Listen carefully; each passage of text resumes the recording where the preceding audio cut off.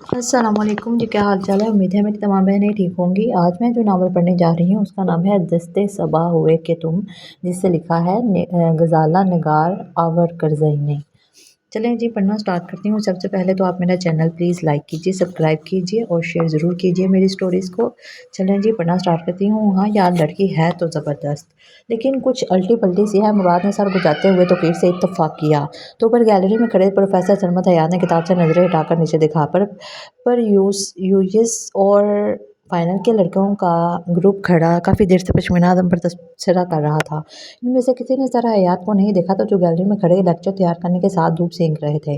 انہیں ان کی اتنی چہیتی اسٹوڈنٹ پہ یوں کھلے بندروں ریمارکس پاس نہ کرتے۔ میں تو حیران ہوں کہ ہر اس لڑکی کے مغز میں کیا ہے، ادھر مار ادھر پیٹ، عجیب جلاد ہے۔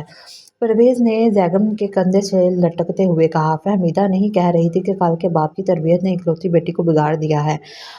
پھر کتابیں پڑھ کر اور فلمیں دیکھ کر بھی کچھ۔ توقیر حسب معمول بات آدھی چھوڑ کر خاموش ہو گیا۔ یار شروع میں جب اسکول میں میری کلاس فیلو تھی تب تو یہ ایسی نہ تھی۔ اکبر سوچتے ہوئے بولا، شیطان کو یاد کرو اور وہ حاضر۔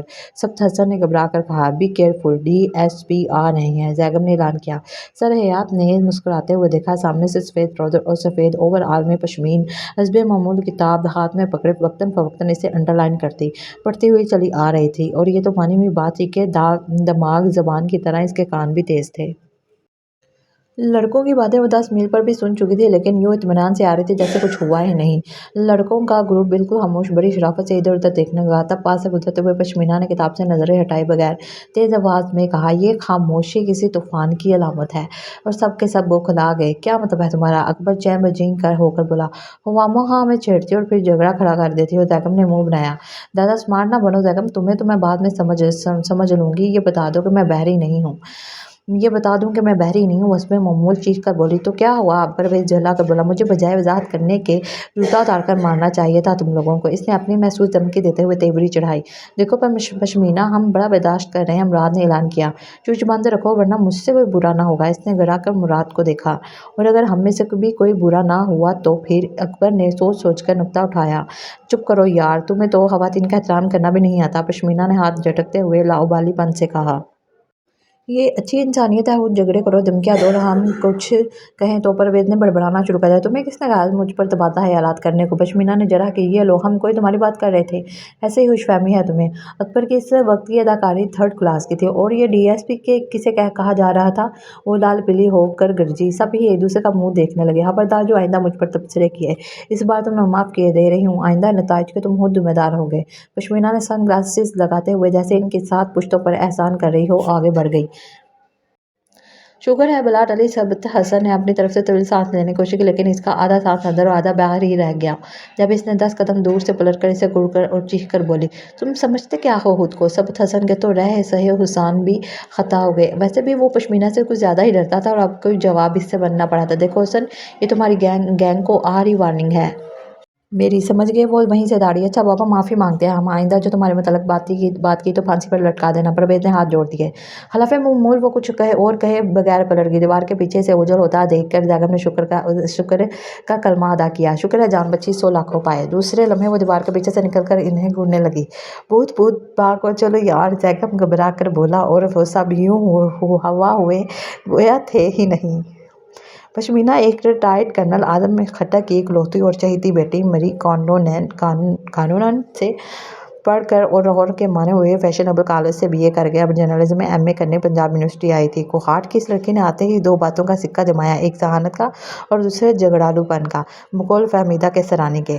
جھگڑے مول لینا اس کی پرانی ہابی ہے۔ کسی کی بات ہو آپ کی طرف سے رضاکارانہ لڑنے کو حاضر۔ جب لاہور میں جوڈو اور کراٹے کی منحوس ہوا چلی تو سب سے پہلے اسی نے کلاسز جوائن کی اور یلو بیلٹ تک پہنچ چکی۔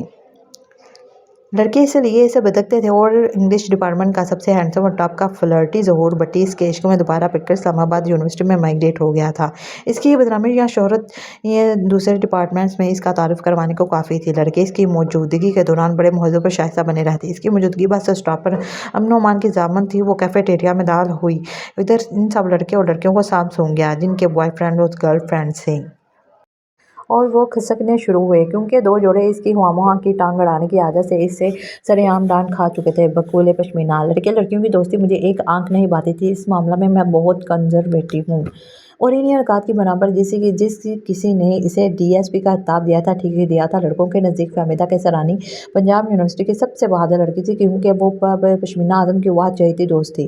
اسے کھلے بندوق مذاق کرنے اور اس کی فری اسٹائل مکے اور ہاتھ بڑی شرافت سے برداشت کر کے اسے جوابی کہانیاں بھی رسید کر لیتی تھی۔ لڑکے ہمیشہ اس کم بخت قسمت کا ماتم کرتے آئے تھے جس کو خدا نے اس کا جوڑ بنا کر بھیجا تھا۔ ظہور بھٹی نے اپنی ہڈیاں سیکتے ہوئے خدا کا لاکھ لاکھ شکر ادا کیا کہ وہ اس عظیم آفت ارضی و سماوی سے بال بال بچ گیا۔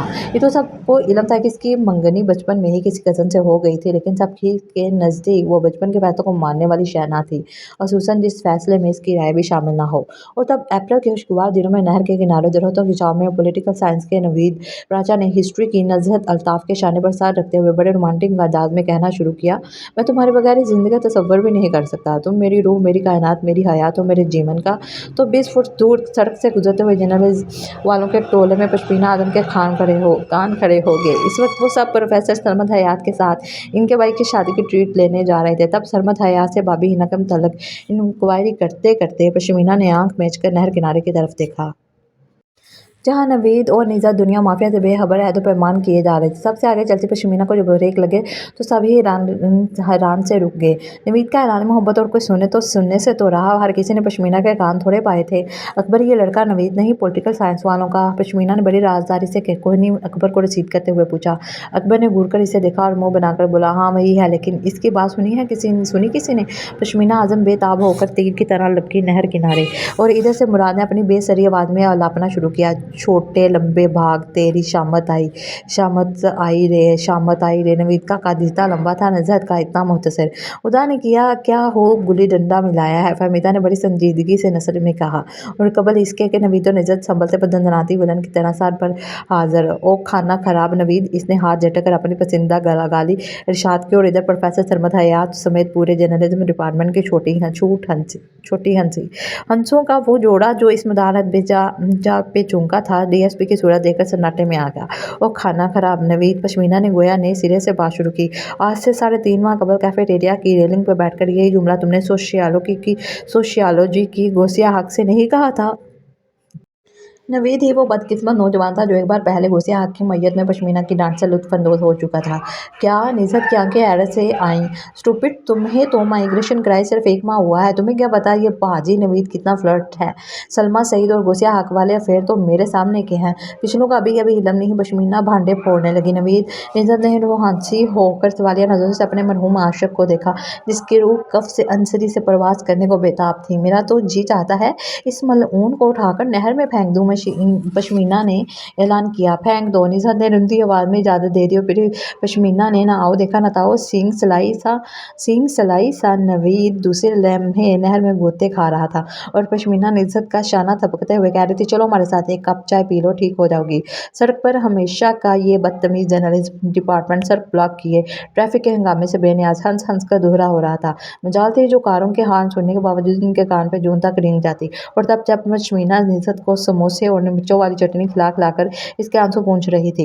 نیو کیمپس کے طول و عرض میں اس واردات کی روداد جنگل کی آگ کی طرح پھیل گئی کہ گلیمر بوائے نوید پٹ گئے۔ سب ہی جوگ در جوگ اظہار ہمدردی کرنے پولیٹیکل سائنس ڈپارٹمنٹ کی طرف دوڑے جا رہے تھے، جہاں نوید سچ مچ بھیگا بلا بنا بیٹھا تھا۔ اس ہنگامے کے بعد لوگ اور بھی محتاط ہو گئے، عاشقوں نے حفاظتی انتظامات کر لیے، لیکن ہوا کیا؟ ایک دن کیمپس میں یہ خبر بڑی دلچسپی سے سنی گئی کہ آج پشمینہ بااختیار خوفناک مونچھوں والے ہینڈسم نوجوان کے ہمراہ یونیورسٹی آئی تھی۔ وہ عموماً بس میں یا اپنے پاپا خان کے ساتھ آیا کرتی تھی۔ بھائی اس کا تھا نہیں، اور جلد ہی یہ بات ثابت ہوگی کہ وہ ولن جیسا نوجوان اس کا کزن بخت بلند آفریدی تھا جو ان دنوں کوہاٹ سے آیا ہوا تھا۔ تب گرمیوں کے بور سے لمبے لمبے دنوں میں جب وہ سب نہر کے کنارے یا کیفیٹیریا میں में बैठे घंटों अदब सकाफत पर अहमकाना बेमानी बहसें किए जाते। पश्मीना आजम राफ़िया मामूल बड़ी चुप चुप रहती थी। अरसा से इसके हाथों कोई हंगामा भी ना हुआ था और सरमद हयात जो इसे प्रपोज करने की तैयारी में थे एक दिन इस खबर के साथ बुझ कर रह गए थे। आजकल पश्मीना की कोयटा के हैंडसम अताउल्लाह बख्ती से बड़ी गाड़ी चुनने लगी है। पश्मीना इससे मिलती भी है। ये खबर पश्मीना को मिले तो राफ़िया मामूल वो खामोश रही और चंद दिनों के बाद वो साइकोलॉजी डिपार्टमेंट के बाहर निसार हमदम इसके हाथों पिट गया। पश्मीना की तहकीक के मुताबिक ये खबर इसी के दिमागी अख्तियारात ही सब ही पर ओस पड़ गई, वरना सबका ख्याल था कि अता जैसा सिंगला हो सर्द महर लड़का सिर्फ पश्मीना ही के साथ मैच कर सकता है। फिर भी ये पता चल गया कि अता वक्त बुलंद का देरीना दोस्त था और एक दो बारह पश्मीना को इसका कोई पैगाम देने आया था। निसार हमदम की अता के हाथों में पिटकाई हुई थी और सरमद हयात का गुंजा दिल एक बार फिर खिल उठा। और अगर ऐन इन दिनों इनके मामू हालत का इंतकाल ना हो जाता तो वो अपनी अम्मी को कर्नल आजम के घर भेजने ही वाले थे। गर्मियों की छुट्टियां आईं और चली गईं। पश्मीना को हाट गई हुई थी और फिर लौटकर नहीं आई। सरमद हयात इंतजार करते रह गए। कैंपस में खबर धमाके की तरह पड़ी थी कि पश्मीना आदम की शादी हो गई है अपने बचपन के मंगेतर के साथ। फहमीदा के सराहने का उतरा हुआ चेहरा इसकी धीमी आवाज में ये बात सुनते ही क्लास में सन्नाटा छा गया। हालांकि इसने सारे हयात के अटेंडेंस लेने पर पश्मीना आदम का नाम सुनकर बड़ी आश्चर्य से कहा था, सर अब वो आप नहीं आएगी। क्यों? सबते हसन ने हैरान होकर इसे देखा। इसकी शादी हो गई है, फहमीदा ने धीमे से कहा और सरमद हयात एक लम्हे में जर्रों की तरह टूटकर बिखर गए। सारी क्लास बड़े जोर से चौंकी थी। इसके शोर का नाम क्या है? किसी ने सन्नाटे में पत्थर फेंका। बख्त बुलंद आफरीदी। सभी फिर चौंके। वो करता क्या है? सरमद हयात ने अपनी लड़सती उंगलियों को किताबें जमाते हुए बड़ी धीमी आवाज में पूछा। करना क्या है इसने? मैट्रिक में फेल होने के बाद गांव वापस चला गया था। दौलत की कमी नहीं, जमीनें बेशुमार है, अपनी स्टेट की निगरानी करता है और दुश्मनों से निपटने की तरकीबें ईजाद करता रहता है। फहमीदा तल्खी से बोली। Matric fail? सरमद की आवाज हलक में मनसने लगी। बाज़ लोगों की जहनियत देहाती होती है और वो किताबें पढ़ लिख जाएं लेकिन बदलते नहीं। फहमीदा अपनी रूम में बोले जा रही थी। पश्मीना क्या करेगी अब? वो तो इतने आज़ाद माहौल की परवरदा है और तकीर ने तो हस्बे मामूल बात अधूरी छोड़ दी। करना क्या है इसे? चांदी के जेवर ला दे, शंघाई के लंबे चौड़े सूट पहने, चिपड़े सर के साथ कुएं के किनारे बैठी लस्सी बिलोएगी, तंदूरिये पे रोटियां पकाएगी और जब इसके बच्चे हो जाएंगे तो इन्हें पीट पीट कर गाँव के प्राइमरी स्कूल भेजा करेगी। फहमीदा मौत से कतई बेखबर थी। लेकिन सवाल ये पैदा होता है फहमी कि जब इसे बुलंद आफरीदी नापसंद था तो इसने इनकार क्यों नहीं किया? वो तो इतनी बोल्ड लड़की थी और माँ बाप की लाडली भी। आसिया सलाम ने सोचों से उबर कर नुक्ता उठाया। कौन कहता है कि बख्त बुलंद इसे नापसंद था? फहमीदा ने हैरान होकर आसिया की तरफ देखा। भाई वो इतनी उदास और खामोश रहने लगी थी। आसिया ने सफाई पेश की। पागल, इसे माँ बाप की जुदाई का ख्याल उदास कर देता था, इकलौती थी ना वो। फिर अचानक फहमीदा ने सरमद हयात की सिमत देखा। सर, मैं इसे अपने कज़न जब्बार के लिए प्रपोज करना चाह रही थी। जब्बार सऊदी एयरलाइंस में पायलट है। पश्मीना इससे मिली थी। वो इतना डिसेंट, लर्न और स्कॉलर टाइप का शख्स है। पश्मीना ने इसे पसंद किया लेकिन मुझे प्रपोजल भिजवाने से मना कर दिया। हालांकि वो जब्बार को बहुत पसंद थी। क्यों? अकबर ने बेताबी और इश्तियाक से पूछा। इसका ख्याल था कि मोहब्बत को हमेशा उदास रहना चाहिए, मोहब्बत अफसुर्दा अच्छी लगती है। बख्त बुलंद भी इसे पसंद था और जब पिछले दिनों वो अपने वालिद के साथ शादी तय करने लाहौर आया था तो पश्मीना ने कत्तन बगावत नहीं की। आदम अंकल ने बार बार कहा, बेटी इनकार कर दो, बख्त बुलंद तुम्हारे साथ मैच नहीं करता। वो तकरीबन जाल है। मैं तुम्हारी आतर आंदन भर ये दुश्मनी मोल ले लूँगा। तुम एक बार नहीं कह दो, मैं हंसी खुशी अपनी इस गलती का हमियादा भुगत लूँगा जो मैं बचपन में तुम्हारी मंगनी करके की थी। मैं हंसी खुशी अपनी इस गलती का हमियादा भुगत लूँगा जो मैंने बचपन में तुम्हारी मंगनी करके की थी। लेकिन पश्मीना ने इनकार नहीं किया। इसने कहा, बाबा वो मेरे बचपन का साथी है, वो मुझे सबसे ज़्यादा बेहतर समझता है। इसने यूनिवर्सिटी में मेरे पढ़ने पर एतराज़ नहीं किया। इसके पास डिग्री नहीं तो क्या हुआ, वो मेंटली मैच्योर तो है ना। वो पढ़े लिखों की ज़हनी सेहत है बहुत बुलंद है। और बाबा मैं अपने गांव वापस लौट जाना चाहती हूँ। मेरी सारी ज़मीन का प्यार मुझे पुकार रहा है। और फिर मैंने इससे शादी कर ली। फहमीदा एकदम खामोश हो गई। मोहब्बत को हमेशा उदास रहना चाहिए, मोहब्बत अफसरदा अच्छी लगती है, सरमद हयात ने दिल में बार बार दोहराया। अच्छा भाई, ये बात फिर डिस्कस करेंगे। अब आज का लेक्चर शुरू किया जाए। आज हम जर्नलिज्म के नए ट्रेंड, नए रुझानात डिस्कस करेंगे। वो अपनी क्लास से कह रहे थे लेकिन इनका दिल, इनका दिमाग, इनका सारा वजूद खामोश आवाज़ में पुकार पुकार कर कह रहा था, यारो शहीदे रस्म वफा हम हुए कि तुम, अपनी सलामती से खफा हम हुए कि तुम, माना कि वो हमारे मुकद्दर से दूर है, इसके लिए दुआ ही दुआ हम हुए कि तुम, माना कि हम पे इसकी मोहब्बत हराम है, चुपचाप कश्तगाने वफा हम हुए कि तुम, हम इस हवा को चूम रहे हैं जहाँ वो थी, बैते करान दस्ते सबा हम हुए कि तुम। तो मेरी प्यारी बहनों, ये था मेरा आज का छोटा सा नावल। उम्मीद है आपको ज़रूर पसंद आया होगा। प्लीज़ मेरे चैनल को लाइक कीजिए, सब्सक्राइब कीजिए और मेरी स्टोरीज़ को ज़रूर शेयर कीजिए। शुक्रिया।